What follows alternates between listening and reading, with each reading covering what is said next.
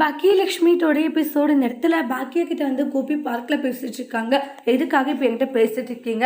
எனக்கு தான் உங்ககிட்ட பேச விருப்பம் இல்லைல்ல. அப்படி இருக்கும்போது நீங்கள் பேசிட்டு இருக்கிறதெல்லாம் எனக்கு பிடிக்கவே இல்லை. ஏன் நீ இந்த அளவுக்கு வெறுக்கிற பாக்கியான்றாங்க. ஏன் வெறுக்கிறன்னு உங்களுக்கு தெரியாதா? எனக்கு உங்களை பிடிக்கல, அதனால தான் நான் வெறுத்துட்டு இருக்கான்றாங்க.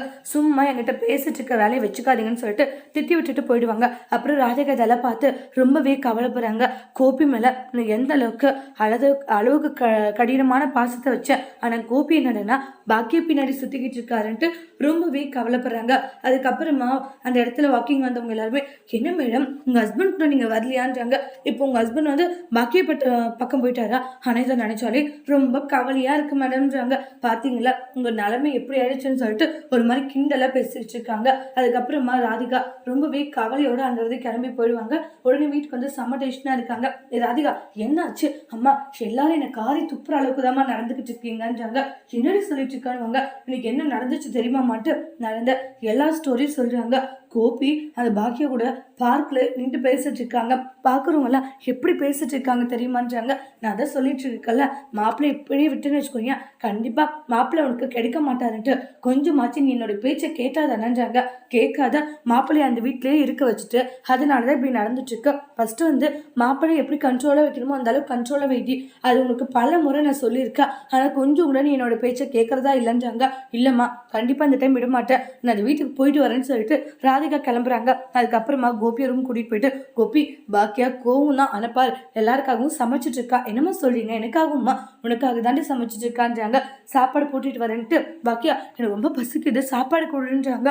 அதுக்கப்புறம் என்னன்னே தெரியல பாக்கியா ரொம்ப பசிக்குது. சரிங்க உட்காருங்க, இல்ல ரூம்ல போய் சாப்பிட்றேன்றாங்க. ஏன் இந்த திடீர்னு ரூம்ல போய் சாப்பிட கூடன்னுவாங்க. அதுக்கப்புறமா செல்வி இருந்துட்டு, அக்கா உங்க மாமியாரு உங்க வீட்டுக்காரருக்காக எடுத்துட்டு போற மாதிரி இருக்கு. செல்வி இல்ல இல்லக்கா உங்க பையனுக்காக எடுத்துட்டு போற மாதிரி இருக்குக்கா அப்படின்றாங்க. அப்புறம் உள்ள என்ன பேசுறாங்க இல்ல ஒட்டு கேட்குறாங்க. கோபி உனக்காக பாக்கியா வந்து சமைச்சிருக்கா, உனக்காகவே போட்டு கொடுத்தா சாப்பிடுன்றாங்க. அப்படியாமான்னு சொல்லிட்டு சந்தோஷமா சாப்பிட்றாங்க. கேட்டுட்டு, அக்கா உள்ள என்ன நடந்துட்டு இருக்கு தெரியுமா? என்னடி நடந்துட்டு இருக்கு? அத்தை சாப்பிட்றாங்களா? அத்தை சாப்பிடலக்கா, அந்த கோபி சார் சாப்பிட்றாங்க. அதுவும் என்ன சொல்லி தெரியுமா கொடுத்தாங்க? பாக்கியா உனக்காக பார்த்து பார்த்து சமைச்சா சாப்பிட்றா அப்படின்னு சொன்னோடனே அப்படியே கோபி சார் சந்தோஷத்துல சாப்பிட்டுட்டு இருக்காங்க. பார்த்து இல்லக்கா என்னம்மா வேலை செய்யறாங்க அம்மான்ட்டு, இது மாதிரி இல்லலாம் அம்மா விட்டா நல்லா ஃபர்ஸ்ட் பரிசு அடிச்சுட்டு வருவாங்க போலன்றாங்க. வாய மூடிட்டு எதுன்னு சொல்லுவாங்க. அதுக்கப்புறம் இவங்களோட ஒர்க்கை பார்த்துட்டு இருப்பாங்க. சரியா நீ உங்க ஒர்க்குக்கு போவே இல்லையா? இன்னும் லீவ்லயே இருக்க, இன்னும் எத்தனை நாள் தான் லீவ்ல இருக்குன்னு ஆர்குமெண்ட் பண்றாங்க. அதுக்கப்புறமா ராதிகா வீட்டுக்கு வராங்க. பாக்கி இதை பார்த்து ராதிகான்றாங்க. கோப்பியை பார்க்கணும்னு ஈஸ்வரி உள்ள இருந்து வெளியே வந்து, நீ எதுக்கு நீங்க வந்தாரு சொல்லி சண்டை போடுறாங்க. இங்க பாரு என் பையன் தூங்கிட்டு இருக்கான் போ. உடனே அத்தை உள்ளதானே இப்ப சாப்பிட்டுட்டு இருந்தாரு அதுக்குள்ள தூங்கிட்டாரான்றாங்க. பாக்கிட்டு விடுங்க, ஏய் நான் உன்னை போக விட மாட்டேன்றாங்க. ராதிகா நீங்க போய் பாருங்கன்னு சொல்லி அனுப்பிச்சு விட்டுருவாங்க. அத்தை என்னத்தை பண்ணிட்டு இருக்கீங்க? நீங்க பண்ணது உங்களுக்கே கொஞ்சமாச்சும் நியாயமா இருக்கான்றாங்க. புருஷன் பொண்டாடி அவங்களுக்குள்ள என்ன வேணுமோ அதை பேசிக்கிறாங்க.